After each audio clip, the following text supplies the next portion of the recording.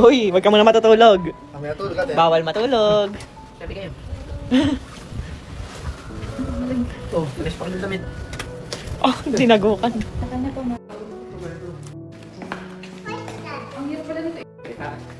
Ayan, dito na kami. Let's go, Ate Nat.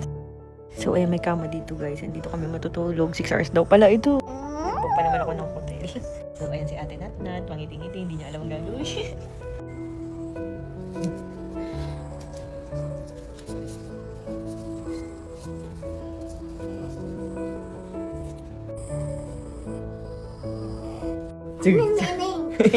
Mission failed, tinanggal lahat ng nakakabit sa kanya.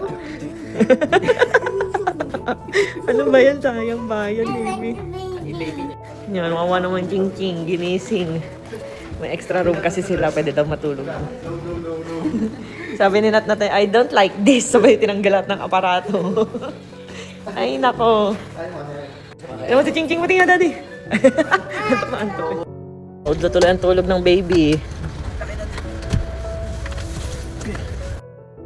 And guys, naka-check out na ba lahat ng Rosmar Cagayaco Premium Tinted Sunscreen? Ako kung hindi pa, i-check out mo na. Dahil sa 299 pesos mo, may primer ka na, may mala foundation ka pang tinted sunscreen. And guess what guys? SPF 70 PA++++.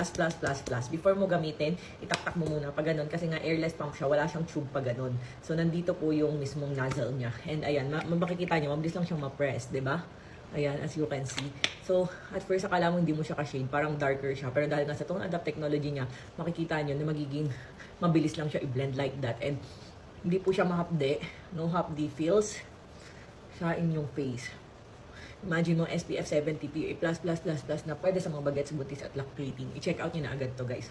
May whitening effect, may anti-aging effect. Kaya hindi ka lang basta ng-tinted sunscreen, puputi ka pa. UVA, UVB protection, very lightweight, ayan, non-comedogenic plus for all skin types nga pala to. Meron siyang titanium dioxide, niacinamide, alpha-arbutin, hydrolyzed collagen at iba pa para mas mapakinis ang ating face. Napansin ko nung naggamit ako nitong Rosmar Cagayaco Premium Tinted Sunscreen, hindi talaga ako pinipimples kasi sabi ko nga sa inyo, may tinted sunscreen ka na, meron ka pang skincare. Ayan, no, tingnan nyo, no filter, no makeup needed talaga pag itong gamit mo. At first, akala mo medyo watery siya, no. Very moisturizing lang talaga siya. Pero pag nag-set siya, ganito siya.